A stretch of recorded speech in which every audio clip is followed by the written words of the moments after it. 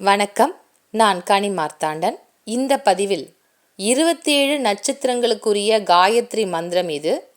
27 நட்சத்திரங்களுக்கு உரிய தெய்வங்கள் என்ன என்பதை பற்றி இந்த பதிவில் நீங்கள் பார்க்கலாம். உங்களுடைய ஜாதகத்தில் என்ன தோஷம் இருக்கு, அதற்கு என்ன பரிகாரம் செய்ய வேண்டும், இல்லை என்ன வழிபாடு செய்தால் அந்த பிரச்சனைகளிலிருந்து நீங்கள் வெளியே வரலாம், இந்த மாதிரி எந்த விவரங்களுமே உங்களுக்கு தெரியவில்லை என்றாலும் உங்களுடைய நட்சத்திர தாரையை நீங்கள் இயக்கினால் நிச்சயமாக உங்களுடைய பிரச்சனைகளிலிருந்து நீங்கள் வெளியே வர முடியும். எல்லாருக்குமே அவங்களுடைய நட்சத்திரம் என்ன, ராசி என்ன அப்படிங்கிறது எல்லாருமே தெரிஞ்சு வச்சுருப்போம்.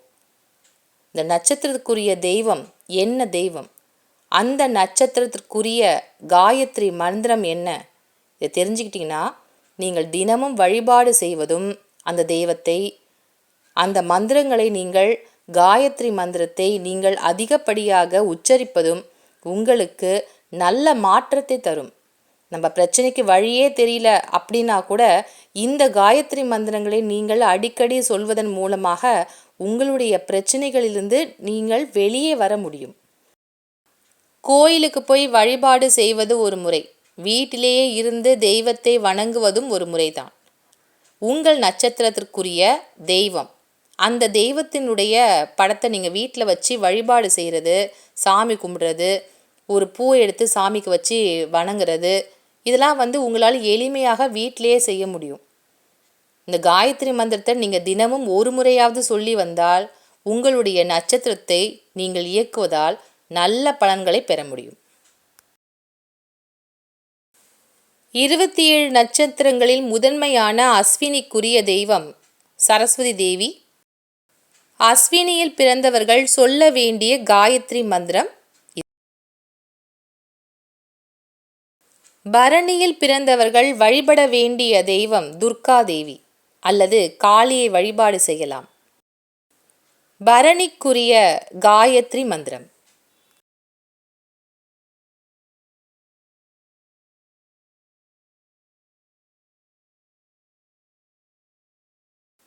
கிருத்திகை நட்சத்திரத்தில் பிறந்தவர்கள் சொல்ல வேண்டிய காயத்ரி மந்திரம் மற்றும் வழிபாடு செய்ய வேண்டிய தெய்வம் ஆறுமுகன். முருகனுடைய திருமுகமானது 6 முகங்களாக இருக்கக்கூடிய சரவண பவனை வழிபாடு செய்வது இவர்களுக்கு சிறப்பான பலனை தரும். ரோகிணியில் பிறந்தவர்கள் வழிபாடு செய்ய வேண்டிய தெய்வம் கிருஷ்ணர். உங்களுக்குரிய காயத்ரி மந்திரம்.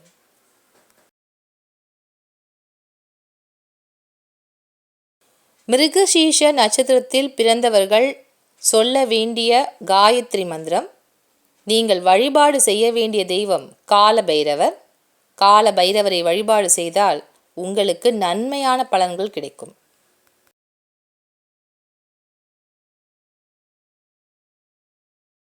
திருவாதிரையில் பிறந்தவர்கள் வழிபாடு செய்ய வேண்டிய தெய்வம் சிவபெருமான்.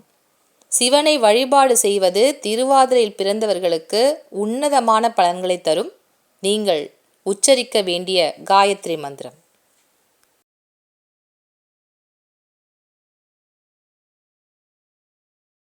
புனர்பூசத்தில் பிறந்தவர்கள் ராமருடைய படத்தை, முக்கியமாக பட்டாபிஷேகத்தில் இருக்கின்ற ராமர் படத்தை வீட்டில் வச்சு வழிபாடு செய்வதும் இந்த காயத்ரி மந்திரத்தை சொல்றதும் உங்களுக்கு உன்னதமான பலன்களை தரும். பூசத்தில் பிறந்தவர்கள் தட்சிணாமூர்த்தி படத்தை வீட்டினுடைய தெற்கு திசையை நோக்கி மாட்டி வைத்து வழிபாடு செய்வதும் இந்த காயத்ரி மந்திரத்தை சொல்வதும் நல்ல பலன்களை தரும். ஆயிலத்தில் பிறந்தவர்கள் வழிபாடு செய்ய வேண்டிய தெய்வம் நாகத்துடன் கூடிய அன்னை கருமாரியை வழிபாடு செய்வது உங்களுக்கு நல்ல பலன்களை தரும். இந்த காயத்ரி மந்திரத்தை சொல்லிட்டு வாங்க.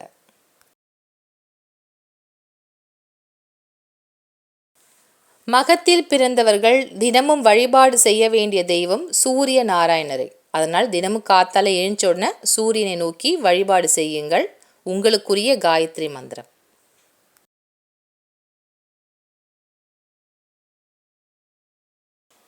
பூரத்தில் பிறந்தவர்கள் வழிபாடு செய்ய வேண்டிய தெய்வம் ஆண்டாளை வழிபாடு செய்ய வேண்டும்.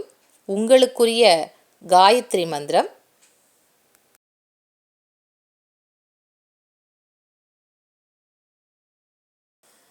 உத்திரத்தில் பிறந்தவர்கள் செந்தாமரையில் அமர்ந்திருக்கக்கூடிய திருமகளை வீட்டில் வைத்து வணங்குவது நல்ல ஒரு பொருளாதார முன்னேற்றத்தை தரும் அவர்களுக்கு.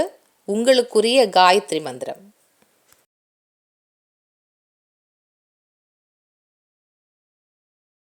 ஹஸ்தத்தில் பிறந்தவர்கள் வழிபாடு செய்ய வேண்டிய தெய்வம் காயத்ரி தேவி.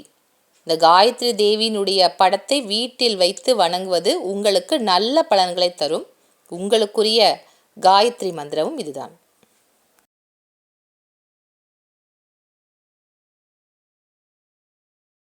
சித்திரையில் பிறந்தவர்கள் வழிபாடு செய்ய வேண்டிய தெய்வம் சக்கரத்தாழ்வார். இந்த சக்கரத்தாழ்வாருக்கு பின்புறம்தான் யோக நரசிம்மர் இருப்பார். அதனால் சக்கரத்தாழ்வாருடைய படத்தை வீட்டில் வைத்து வணங்குவது பல நன்மைகளை உங்களுக்கு தரும். நீங்கள் சொல்ல வேண்டிய காயத்ரி மந்திரம். சுவாதியில் பிறந்தவர்கள் வீட்டில் வைத்து வழிபட வேண்டிய தெய்வம் லக்ஷ்மி நரசிம்மர். உங்களுக்குரிய காயத்ரி மந்திரம்.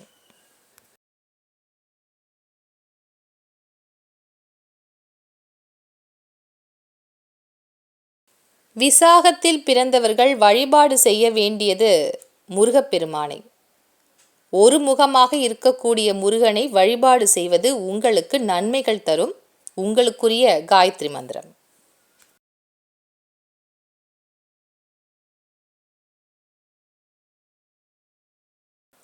அனுஷத்தில் பிறந்தவர்கள் வழிபாடு செய்ய வேண்டிய தெய்வம் லக்ஷ்மி நாராயணரை வழிபாடு செய்ய வேண்டும்.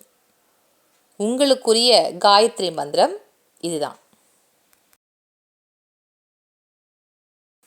கேட்டையில் பிறந்தவர்கள் வழிபாடு செய்ய வேண்டிய தெய்வம் ஹயக்ரீவர். உங்களுக்குரிய காயத்ரி மந்திரம்.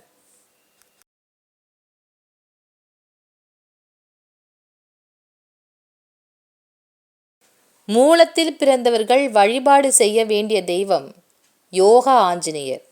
உங்களுக்குரிய காயத்ரி மந்திரம்.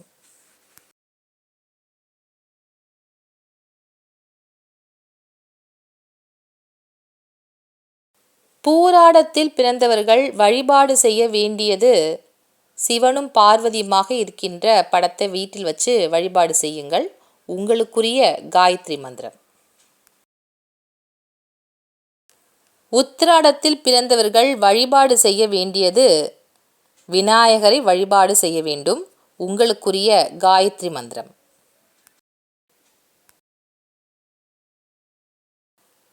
திருவோணத்தில் பிறந்தவர்கள் வழிபாடு செய்ய வேண்டியது பெருமாளை வழிபாடு செய்ய வேண்டும். உங்களுக்குரிய காயத்ரி மந்திரம்.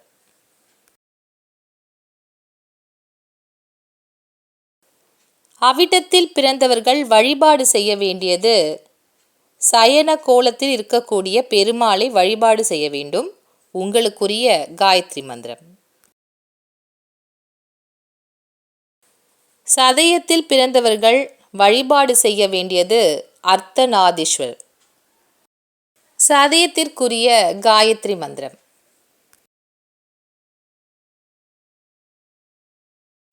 பூரட்டாதியில் பிறந்தவர்கள் வழிபாடு செய்ய வேண்டியது லக்ஷ்மி குபேரரை வழிபாடு செய்ய வேண்டும்.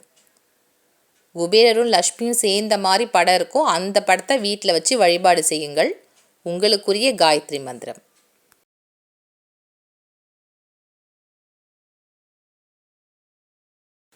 உத்திரட்டாதியில் பிறந்தவர்கள் வழிபாடு செய்ய வேண்டிய தெய்வம் காமதேனு. இந்த காமதேனோட படத்தில் எல்லா தெய்வங்களுமே குடிக்கொண்டிருக்கின்ற மாதிரி ஒரு படம் இருக்கும். அந்த மாதிரி படத்தை வாங்கி வழிபாடு செய்யுங்கள். உங்களுக்குரிய காயத்ரி மந்திரம். ரேவதியில் பிறந்தவர்கள் வழிபாடு செய்ய வேண்டியது திருச்சி ஸ்ரீரங்கநாதர். அந்த மாதிரி சயன கோலத்தில் படுத்திருக்கக்கூடிய பெருமாளை வீட்டில் வைத்து வழிபாடு செய்வது ரேவதியில் பிறந்தவர்களுக்கு நல்ல பலன்களை தரும். உங்களுக்குரிய காயத்ரி மந்திரம். உங்களுடைய பிரச்சனைகள் எதுவானாலும் தீர்க்கக்கூடிய நட்சத்திர தெய்வம் அந்த நட்சத்திரத்திற்குரிய காயத்ரி மந்திரம் எதுன்னு பார்த்து தெரிஞ்சிட்ருப்பீங்க. இதை தினமும் படிங்க, ரொம்ப நல்லது. மீண்டும் ஒரு நல்ல பதிவில் உங்களை சந்திக்கின்றேன். நன்றி, வணக்கம்.